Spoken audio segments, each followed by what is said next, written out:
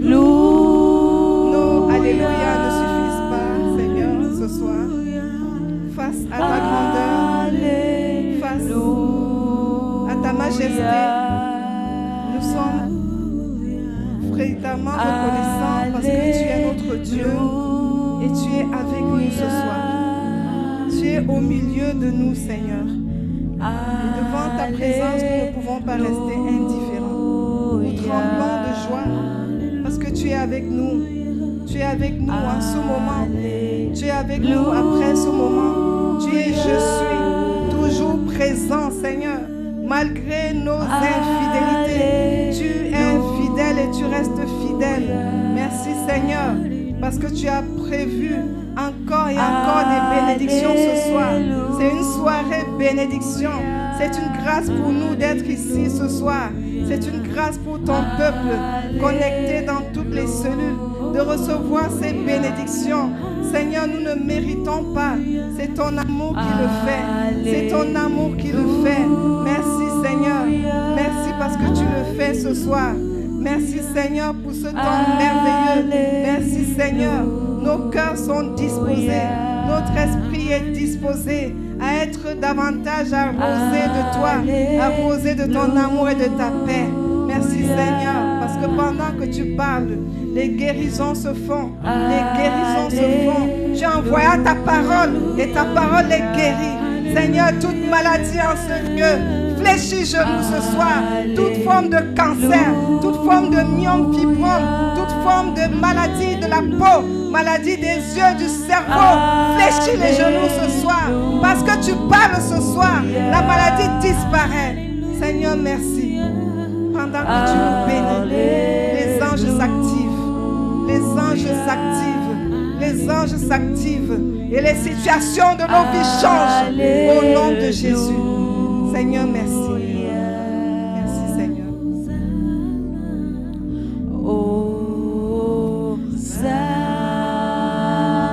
Quand tu te lèves, les bénédictions te poursuivent. Amen. Amen. Amen. Quand tu te lèves, pardon, finis la phrase avec moi. Ça fait comment? Ça te poursuit. Qui vit ça?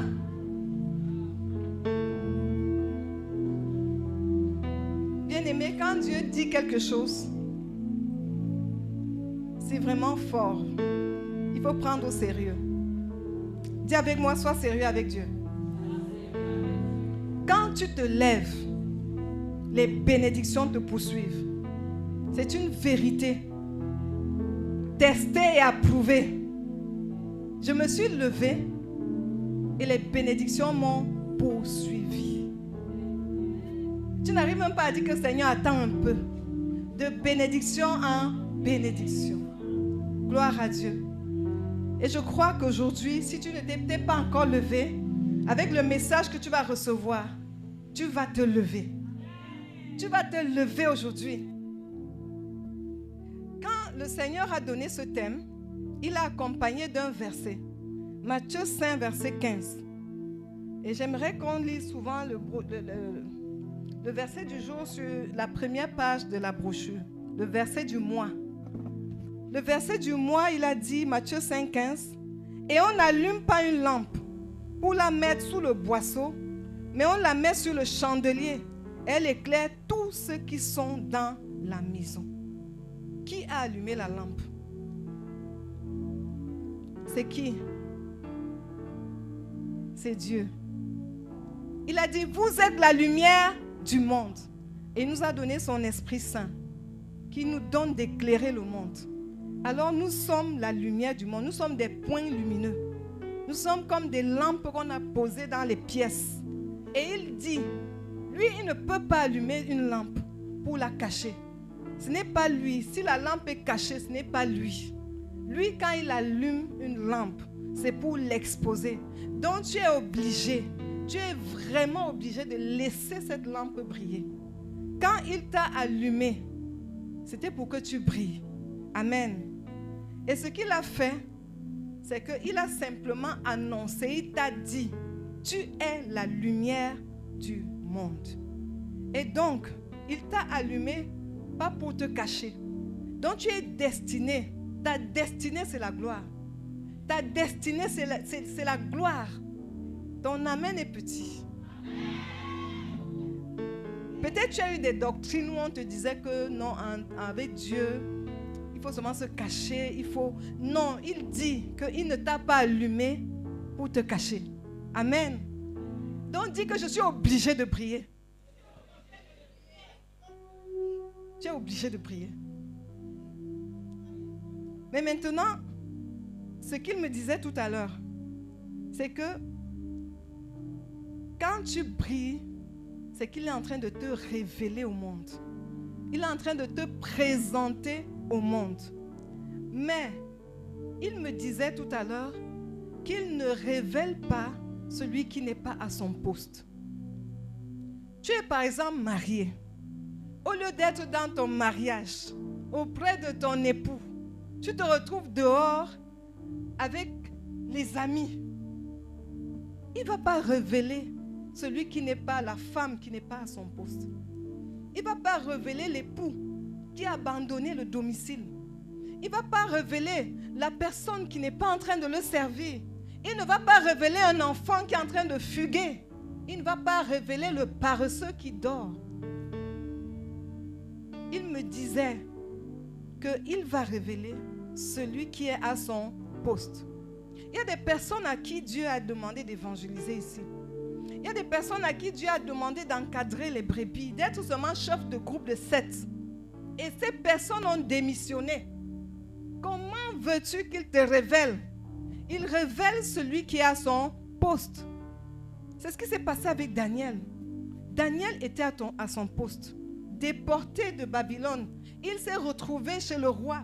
Mais Daniel a continué de prier. On a lu ce texte en semaine. On était très contents de l'exploit de Daniel dans la fosse aux lions. Mais l'exploit de Daniel est venu du fait que Daniel priait 3 fois par jour. S'il ne priait pas 3 fois par jour, je ne crois pas qu'il aurait échappé à la gueule des lions. Daniel s'est levé dans la prière. Dieu veut révéler les gens qui se sont levés dans la prière, dans la méditation, dans l'évangélisation. Dieu veut révéler les gens qui sont en train de le servir, de gagner des âmes, d'encadrer des gens qui se lèvent pour aller rendre visite à un malade, prier pour lui. C'est de telles personnes que Dieu veut révéler. Le peuple de Dieu veut briller sans effort. Dieu veut révéler un employé qui fait du bénéfice pour son patron. Dieu veut révéler des personnes qui sont en train de faire ce qu'il demande de faire. Esther a été révélée. Aujourd'hui, l'histoire d'Esther nous bénit. Parce que Esther était à son poste. Esther a dû se lever à un moment donné, prier 3 jours de jeûne sec pour sauver le peuple juif. Dieu révèle de telles personnes. Quels sont les sacrifices que tu fais? Est-ce que tu te mets en jeûne pour sauver les autres personnes? Esther était déjà au palais. Esther aurait pu se contenter de ce qu'elle est déjà arrivée. Il y a beaucoup de personnes qui sont arrivées et ne pensent plus aux autres. Il y a beaucoup de personnes qui ont déjà leurs activités qui tournent et oublient qu'il y a des chômeurs. Dieu veut révéler de telles personnes qui se lèvent et qui se sacrifient. Dieu t'a donné une opportunité. Saisis ça. Dieu veut révéler encore des Liliane, des Gladys, des Clarisse, des Grâces. Dieu veut révéler. Mais est-ce que tu es à ton poste? Ton poste en tant qu'épouse, ton poste en tant que mère, ton poste en tant qu'employé, ton poste en tant que pasteur, ton poste en tant que chef de groupe, responsable, sentinelle. Est-ce que tu as ton poste? À un moment donné, il y a un petit sommeil qui est venu. Le peuple de Dieu a dormi. Et le Seigneur nous a montré le sommeil, la lourdeur. À un moment donné, le zèle de janvier était fini. Le zèle de février, ça a diminué. Quand le Seigneur dit, lève-toi et brille, c'est parce qu'il a vu ton zèle diminuer. Il a vu Derrière toi, il y a une multitude d'âmes qui doivent être sauvées. Derrière toi, il y a des gens qui attendent que tu te lèves. Tout à l'heure, le Seigneur me disait, il faut réveiller ce peuple. Il faut réveiller ce peuple. Il faut que tu te lèves. Te lever, c'est faire des efforts supplémentaires. Te lever, c'est dire que je priais, mais je ne prie pas assez. Te lever, c'est dire que je méditais, mais je ne fais pas assez.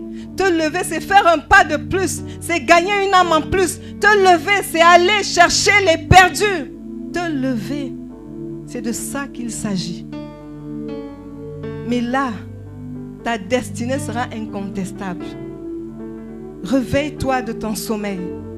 Réveille-toi, toi qui dormais. Parce que Dieu veut que tu brilles. Et ce qui s'est passé, quand on lit la Bible, que ce soit Daniel, que ce soit Esther, que ce soit Joseph, que ce soit Ruth, nous voyons qu'ils se sont levés en acceptant de surmonter toutes les épreuves. Ils se sont levés en acceptant de braver les obstacles. Mais il y a beaucoup qui s'arrêtent quand il y a les épreuves. Ils se sont levés parce qu'ils étaient déterminés. Il y en a qui attendent peut-être le mariage, ça ne vient pas, ils ne prient plus. Il y en a qui attendent un exaucement, ça ne vient pas, ils ne prient plus. Il y en a qui sont découragés d'aller même à la prière parce qu'ils disent que je ne vois rien depuis. Se lever, c'est dire que même si je n'ai pas d'enfant dans mes entrailles, même si je ne suis pas mariée, même si je n'ai pas d'enfant, même si je n'ai pas de travail, je vais me lever, je vais avancer, je vais briller. Se lever, c'est ça. Qu'est-ce que tu faisais? Fais plus. Qu'est-ce que tu faisais? Fais plus. C'est ça que Dieu veut en cette saison. En fait, je vais te dire une chose. La saison est bonne. Dis avec moi, la saison est bonne. Elle est même très bonne. La saison est bonne. C'est la saison de la moisson. C'est la saison où on part prendre les avocats, déjà bien les gros avocats. C'est la saison des mangues délicieuses. Cette saison est pour toi et pour moi. C'est pourquoi vous allez constater qu'aujourd'hui, il n'y a que les bénédictions. Cette saison est favorable au salut. Cette saison est favorable à la prospérité. C'est pourquoi le langage commun de tous les hommes de Dieu, c'est la prospérité. On peut dire qu'on a changé l'évangile pour mettre la prospérité. Non, c'est ce que Dieu veut. D'ailleurs, quand vous allez suivre le thème de juin, vous allez dire que non, on a changé ici. C'est que le message que Dieu donne, il veut te gaver. Dieu veut te faire des choses extraordinaires. Et moi, généralement, je vis avant. Je vis ces choses avant. C'est le moment où Dieu est en train de me prendre, me mettre à des endroits où je n'attendais le moins. C'est le moment où Dieu est en train de faire des choses extraordinaires dans ma vie. C'est ta portion au nom de Jésus. Tu es connecté à cette onction. Tu es sous cette onction pour être béni. Tu es sous cette onction pour prospérer. Tu marches sous cette onction pour que ta vie change. Tu vas de gloire en gloire. Tu vas de victoire en victoire. Ton nom va être grand comme le nom d'Abraham. Ta renommée sera grande. Tu vas briller parce qu'il y a une huile qui coule. Pour savoir ça, les petites choses que je fais ont tellement d'éclat que je dis waouh, qu'est-ce que j'ai même fait? Chaque chose, chaque action brille. C'est la saison, c'est les signes de la saison. Alors, lève-toi. Et pour aujourd'hui, il te dit, quand tu te lèves, les bénédictions te poursuivent. Parce que les gens qui se lèvent sont tellement peu nombreux que le peu de personnes qui fait la différence, Dieu pousse seulement les bénédictions. Il dit, prenez.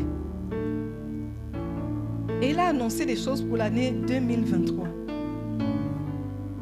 Il veut, si nous sommes 200, qu'il y ait 200 personnes qui se lèvent. Se lever dans la prière et la nation va changer. Des situations vont changer. Alors, voilà la bonne nouvelle, c'est que quand tu te lèves, les bénédictions, les paroles que Dieu avait prononcées sur ta vie commencent à s'accomplir. Les choses que tu attendais depuis commencent à se décanter, tu commences à les vivre, tu commences à les vivre, tu commences à les vivre. Amen. Amen. Ésaïe 60, verset 5. Tu tressailleras alors et tu te réjouiras, et ton cœur bondira et se dilatera. Quand les richesses de la mer se tourneront vers toi, quand les trésors des nations viendront à toi. Amen. Quand tu vas te lever, tu vas te réjouir. Tu attends peut-être d'être une personne joyeuse. Tu ne vois pas ça se manifester parce que tu n'es pas allé au front gagner les âmes. Vous avez déjà vu les gens qui partent gagner les âmes. Ce jour-là, ils sont tellement heureux. Et Dieu déverse la bénédiction. Il y a des gens, quand ils vont dans une famille et quand ça se passe, enfin comme moi, des gens comme moi, quand je me retrouve dans une famille et je donne une parole et les gens reçoivent Jésus, c'est une journée, pour moi, c'est comme si j'ai gagné des millions et des milliards ce jour-là. Et c'est de ça qu'il parle. Tu vas tressaillir de joie et tu vas te réjouir. Parce qu'avant le verset 5, il y a le verset 1.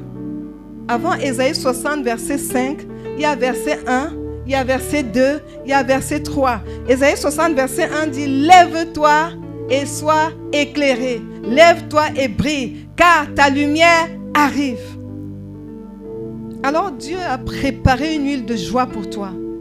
Quand tu vas te lever, la joie va envahir ton âme. La tristesse va partir. Il y a des gens troublés, il y a des gens qui sont sous angoisse parce qu'ils ne se sont pas levés.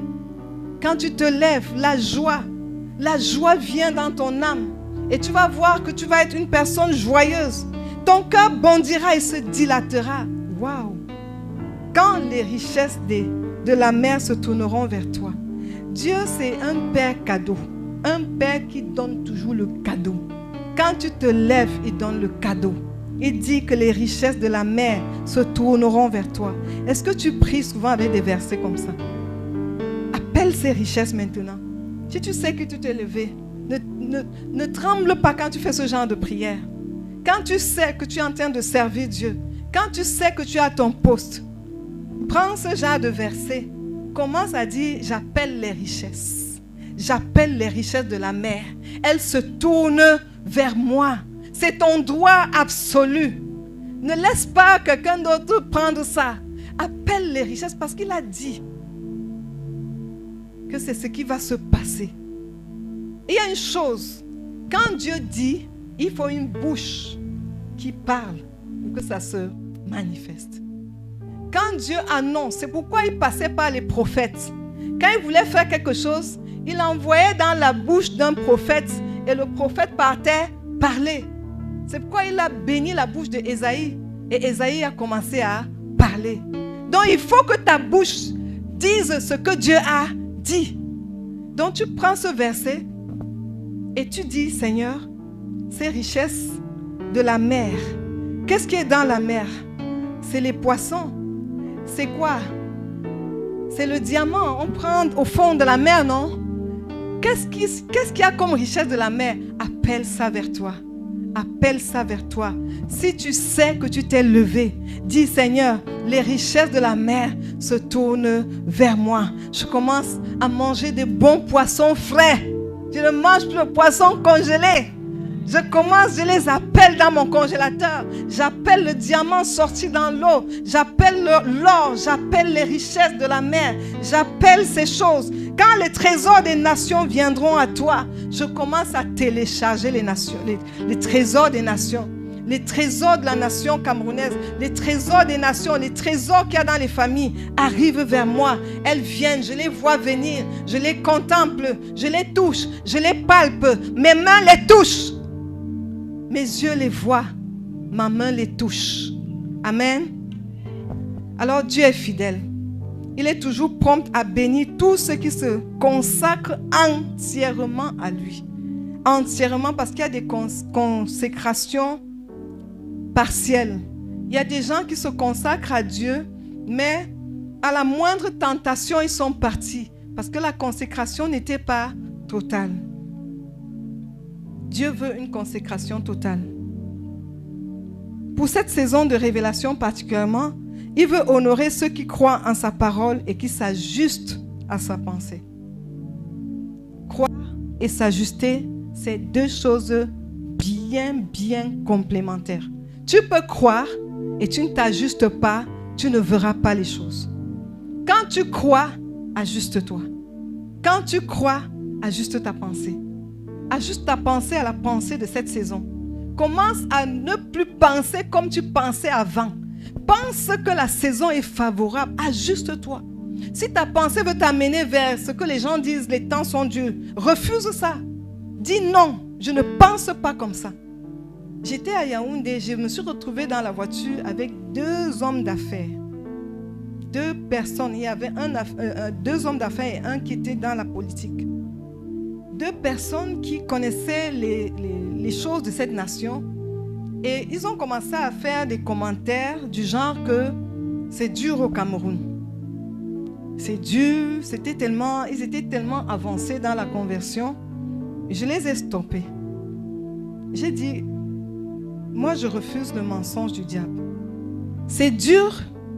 Et un supermarché français, vous voyez Carrefour.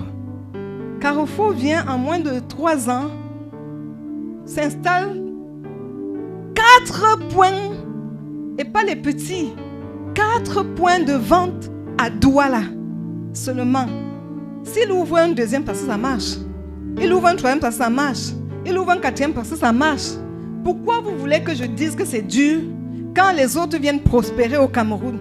Si les gens viennent le faire au Cameroun, c'est qu'il y a quelque chose au Cameroun qui est réservé à nous, les enfants de Dieu.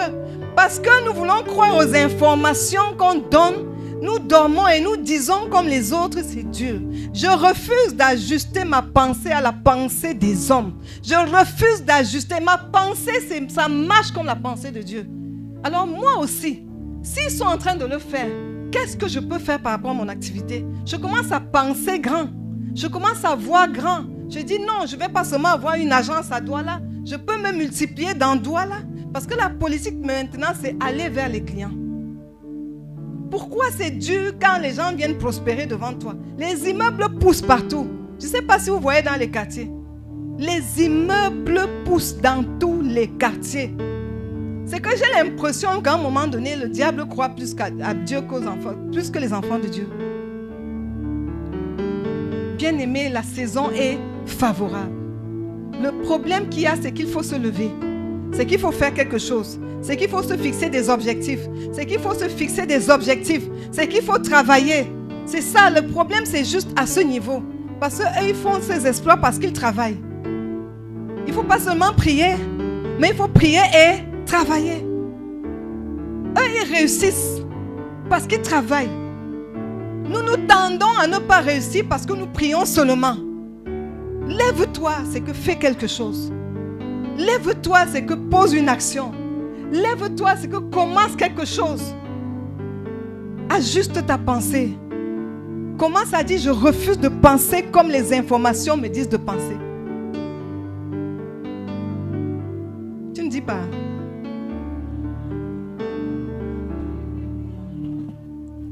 Je pense comme Dieu me dit de penser. J'ajuste ma pensée à la pensée de Dieu. À partir de ce moment, mes prières changent. Bien-aimé, tu sais, quand tu t'ajustes, tu te lèves, tu dis aujourd'hui, je gagne de nouvelles personnes à Christ. Aujourd'hui, je gagne de nouveaux contrats. Oh, voilà comment tu t'ajustes. Celui qui ne s'ajuste pas se lève et dit que ouais, c'est dur. Oui, c'est dur. Celui qui s'ajuste à ce que Dieu dit, quand il se lève, sa façon de prier, c'est une prière de possession. Aujourd'hui, je me répands, je me multiplie, je suis féconde, je gagne de nouveaux terrains. Aujourd'hui, je fais des exploits avec Dieu. Aujourd'hui, parce que la saison est bonne, j'avance. Je ne recule pas. Je ne recule pas. Amen. Qui sont ceux qui étaient au spectacle samedi? Mes amis ont manqué. Mais ce que j'ai vu au spectacle, c'est que j'ai vu ce que Dieu dit dans cette saison. Un gospel comédie club qui fait 500 personnes. La salle est pleine. La salle est illuminée. les choses étaient faites en grand. Parce qu'une personne s'est ajustée. Parce qu'une personne a pensé comme Dieu pense. Cette personne, c'est notre frère, c'est notre fils, Dr. Kevin. Il ne s'est pas assis pour dire que non, comme la saison est due au Cameroun, c'est dur de vendre 500 billets. Je vais donc plutôt aller, je vais faire comme j'ai fait avant. Je vais aller encore, il faut que je cherche j'ajoute autre 50 personnes. Il a doublé ses estimations. Celui qui pense comme Dieu pense grand. Parce que la saison est bonne. Dieu veut faire briller ses enfants.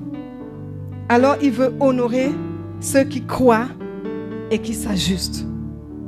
Dis, je crois et je m'ajuste. Je crois et j'ajuste ma pensée. Amen. Ceux qui se laissent faire, ceux qui le laissent faire et qui acceptent de faire la différence. Ceux qui le laissent faire. Est-ce que tu laisses Dieu faire? Est-ce que tu laisses Dieu te conduire? Est-ce que tes raisonnements continuent de dire non? Est-ce que tu continues de dire non? Moi, je n'aime pas. Il y a des gens qui disent je n'aime pas, je ne peux pas, je ne veux pas. Bannis ça de ton langage. Ce n'est plus je ne veux pas, je n'aime pas. Ce ne sera plus ce que tu aimes. Ce sera ce que Dieu veut. Ce n'est plus ce que tu aimes faire. C'est ce que Dieu veut que tu fasses. Amen. Qu'est-ce que Dieu te demande de faire maintenant? Fais parce que Dieu veut que tu le fasses. Ne fais pas parce que ça t'arrange. Ne fais pas parce que tu veux. Ceux qui acceptent de faire la différence. Il faut faire la différence. Quand tu fais la différence, tu es tellement à l'aise. Fais la différence dans ton travail en étant intègre. Nous sommes dans le bâtiment. Nous travaillons avec les techniciens. Et généralement, les techniciens, ils ont une mauvaise réputation. C'est pas vrai. On sait seulement que quand un technicien vient, on n'est pas sûr qu'il va finir le travail. On n'est pas sûr qu'il va bien faire. On se dit qu'il va utiliser l'argent. Voilà la réputation, non? Mais nous avons refusé d'avoir cette réputation. Nous avons dit que nous faisons la différence. Ça veut dire que quand on prend ton argent, on fait le travail à temps et on fait bien. Et on fait tout. Et on te donne ton travail. Faire la différence, c'est décider de faire bien. Faire pour honorer Dieu. Et de telles personnes vont aller de gloire en gloire. De telles personnes vont aller de succès en succès. C'est pourquoi le Seigneur ne nous permet même pas de nous asseoir. Et c'est les autres qui font notre témoignage. C'est les gens qui nous recommandent. Amen. Parce que nous faisons la différence. Dieu veut des chrétiens différents. Des chrétiens authentiques qui disent ce qu'ils font. Des chrétiens qui disent et qui font ce qu'ils disent. Des chrétiens qui ne vont pas dire faites ce que je dis mais ne faites pas ce que je fais. Est-ce que tu es prêt à faire la différence? Voilà les petites choses que Dieu veut mettre en place. Des chrétiens authentiques. Des chrétiens qui l'honorent. 1 Samuel 2, verset 30. Car j'honorerai celui qui m'honore, mais ceux qui me méprisent seront méprisés. Dis, je ne vais pas mépriser Dieu. Je vais seulement l'honorer. Alors maintenant, on va passer à l'étape de bénédiction. Il dit, lorsque tu laisses Dieu te révéler, ton niveau d'impact déclenche un niveau de bénédiction supérieur. Ça veut dire que si tu avais un niveau de bénédiction, si on évalue en termes d'argent, si tu avais un niveau de bénédiction de 10 000, quand tu te lèves et tu commences à créer l'impact, ton niveau de bénédiction passe à 100 000. Quand tu te lèves encore, ça passe à 1 million. J'essaie seulement d'évaluer pour qu'on comprenne. Ça ne veut pas dire que Dieu bénit seulement avec l'argent. La parole de Dieu, c'est déjà une bénédiction. Mais l'argent, c'est un signe de la bénédiction. Amen. Quand tu te lèves et que ton niveau d'impact est grand, ton niveau de bénédiction est supérieur. Tu gagnes les nations et tu obtiens les hauts lieux des nations. C'est le témoignage du docteur Moussa Touré. Le Seigneur lui donne de gagner des nations dans l'intercession. Et la position qu'il a eue à Washington, il n'est pas loin de la Maison Blanche. Il a eu une place là-bas pour rassembler les gens, non loin de la Maison Blanche. Alors quand il m'annonce le projet, je lui dis, pasteur, c'est parce que vous gagnez des âmes pour les nations, Dieu vous donne les hauts lieux des nations. Si tu fais des choses grandes, Dieu te donne des bénédictions grandes. Amen. Alors décide aujourd'hui de lever ton niveau. Décide aujourd'hui de lever ton niveau. Dieu récompense toujours au-delà de l'action. Dieu récompense. Si tu gagnes une âme, Dieu te donne la récompense de 10 âmes. Amen. Amen. Il est bien, papa, notre Père Céleste. Il te récompense au-delà, au-delà, au-delà. Alors, Hébreux 11, verset 6. On peut lire ensemble. Personne ne peut plaire à Dieu s'il ne croit pas. Celui qui s'approche de Dieu doit croire ceci. Dieu existe et il récompense ceux qui le cherchent. Amen. Non seulement il t'a béni, il te récompense. Waouh. On a un Père merveilleux. Voici donc ce que le Seigneur annonce comme récompense si tu te lèves et tu gagnes les nations. Proclame donc les bénédictions extraites d'Ésaïe 65 à 22. Nous entrons dans un temps de proclamation. Je voudrais que tu te lèves. Dieu est en train de te bénir même si tu ne t'es pas levé. Il est déjà, parce qu'il a vu que tu vas te lever. Il a vu que ce message est ta portion. Il a vu ça, il a dit, ok, c'est un mercredi bénédiction. Amen. Mercredi récompense. Amen. Proclamons ensemble. Je me lève. Je suis éclairé, car ma lumière arrive. Et la gloire de l'Éternel se lève sur moi. Elle se lève sur ma famille. Elle se lève sur mes activités. La présence de Dieu fait briller mes activités. Voici, les ténèbres couvrent la terre et l'obscurité les peuples. Mais sur moi, dis encore sur moi, dis encore sur moi, l'Éternel se lève. Sur moi, sa gloire apparaît. Je suis consciente de cela. Je tressaillerai alors et je me réjouirai et mon cœur bondira et se dilatera quand les richesses de la mer se tourneront vers moi, quand les trésors des nations viendront à moi. Et ce soir, j'appelle dans ma vie les trésors des nations. Les trésors des nations. J'appelle les trésors des nations. Les richesses de la mer. Je les appelle. Je les appelle. Ils accourent vers moi. Je les possède. Je les vis. Je les mange. Ces trésors viennent dans ma vie. Au nom de Jésus. Je serai couvert d'une foule de biens et de richesses. C'est Dieu qui l'a dit. C'est une bonne chose. Dis avec moi, je suis couvert d'une foule de biens et de richesses. Il ne me manquera de rien. Ils viendront tous de loin, de l'or et de l'encens, et tous publieront les louanges de l'Éternel. Car les îles espèrent en toi, Éternel, et les navires de Tarsis sont en tête pour ramener de loin ma famille, mes enfants, avec leur argent et leur or. Je le déclare sur ma vie. J'appelle la manifestation sur ma vie, dans ma maison, à cause du nom de l'Éternel, mon Dieu. Mes portes seront toujours ouvertes. Mes portes financières, mes portes spirituelles, mes portes matérielles seront toujours ouvertes. Les anges les maintiennent ouvertes. Les anges les maintiennent ouvertes. Elles ne seront point fermées, ni de jour ni de nuit, afin de laisser entrer chez moi les trésors des nations. Les trésors des nations, je les accueille dans ma maison. Je les accueille dans mes projets. Je les accueille dans ma famille. Les trésors sont à moi. Parce que l'or et l'argent sont à moi. Parce que je suis héritière de Dieu.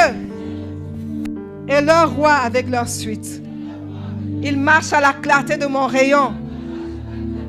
La gloire du Liban viendra chez moi. le cyprès, l'orme et le buis, tous ensemble, pour orner le lieu de mon sanctuaire. Ça, c'est les essences de bois. Ça veut dire que là où je vis, où j'adore le Seigneur, je vais les bâtir, pas avec n'importe quoi, pas avec le bois blanc qui se charançonne. Ça veut dire que la demeure que je construirai et que je vais constituer, mettre comme sanctuaire pour adorer le Seigneur, ce sera fait avec du bois précieux. Comment s'appeler ça? Je vais construire le sanctuaire de l'Éternel avec du bois précieux, avec le cyprès, avec le buis. Oui, la gloire du Liban viendra chez moi, tous ensemble, pour orner le lieu de mon sanctuaire. Et je serai élevé dans la place où reposent mes pieds. Ça veut dire que là où je serai, là où Dieu veut que je me pose, dans le ministère, là où Dieu veut que je me pose, sur le plan professionnel, je serai élevé. Déclare ça. Déclare, je serai élevé. Je serai élevé à mon poste. Je serai élevé à mon ministère. Je serai élevé dans mon ministère. Je serai la tête et non la queue. Mes oppresseurs et leurs fils viendront s'humilier devant moi. Qui sont tes oppresseurs? Appelle-les ce soir. Ils s'humilient devant toi. Ils s'humilient devant toi. Ils s'humilient pas pour que tu les mates, simplement pour que tu les pardonnes, pour que tu leur donnes le pardon, pour que tu leur donnes l'amour. Ils s'humilient devant moi. Je le déclare ce soir sur ma vie, sur ta vie, au nom de Jésus. Tous ceux qui me méprisaient se prosterneront devant la grandeur de mon Dieu. Ils m'appelleront ville de l'Éternel, Sion du Saint d'Israël. Alors qui sont ceux qui te méprisent? Déclare qu'ils se prosternent. Déclare qu'ils se prosternent. Ils se prosternent devant la grandeur de Dieu. Ils se prosternent. Commence à les voir à genoux devant Dieu. Commence à les voir confesser Dieu. Commence à les voir s'humilier, s'abandonner devant Dieu. Appelle cela manifestation. Seigneur, je vois ceux qui se moquaient de moi, ceux qui me méprisaient à cause de ma foi. Je les vois à genoux devant toi, à genoux, confessant, demandant pardon. Je les vois se repentir. Ils te demandent pardon. Je les vois s'humilier devant ta face. J'appelle leur conversion. J'appelle leur conversion. J'appelle leur conversion au nom de Jésus. Au lieu que j'étais délaissé et haï et que personne ne me parcourait, l'Éternel fera de moi un ornement pour toujours. Un sujet de joie de génération en génération. Le Seigneur fait de moi un sujet de joie. Pas pour un temps, pas pour une saison, mais de génération en génération. Je sucerai le lait des nations. Et je saurai qu'il est l'Éternel. Un Dieu fidèle, mon sauveur, mon rédempteur, le puissant de Jacob, la manne cachée, la couronne de vie, l'étoile du matin, le lion de la tribu de Juda. Oh, je reconnais qu'il est ce Dieu vivant. On n'entendra plus parler de violence dans ma maison. Décrète cela ce soir. On n'entend plus parler de violence verbale, physique dans ma maison. C'est terminé. J'annonce ce décret ce soir. Dans ma maison, il n'y a plus de violence. Dans ma maison, il n'y a plus de violence. Dans ce mouvement, il n'y a plus de violence. Je le décrète au nom de Jésus. Ni de ravage et de ruines dans mon territoire. Le territoire camerounais. On n'entendra plus de ravages. On n'entendra plus de ruines. Ce ne sera plus le soleil qui me servira de lumière pendant le jour, ni la lune qui m'éclairera de sa lueur. Mais l'Éternel sera ma lumière à toujours. Dis, l'Éternel est ma lumière à toujours. L'Éternel éclaire ma vie et les ténèbres de ma vie disparaissent. L'obscurité de ma vie disparaît. Les ténèbres de ma famille disparaissent. L'obscurité disparaît parce que la lumière du Seigneur éclaire ma vie, éclaire ma famille, Éclaire mes projets. La lumière jaillit sur ma vie. Éclaire mes projets à toujours. Pas pour un seul jour, mais à toujours. Et les jours de mon deuil seront passés. Il y aura plus que des justes parmi les membres de ma famille. Ils posséderont à toujours le pays. Ils posséderont à toujours le pays. Amen. Comme conclusion, l'Éternel te dit, Ésaïe 60, verset 22. C'est moi l'Éternel, qui hâterai en leur temps ces événements. Amen. Amen. Amen. Merci Seigneur. Parce que ce qui a été dit s'accomplit. Et tu vas hâter chaque chose en son temps. Tu vas faire accomplir de façon physique chaque bénédiction en son temps. Et nous vivrons ta gloire. Et nous vivrons ta gloire. Nos vies ne seront plus les mêmes.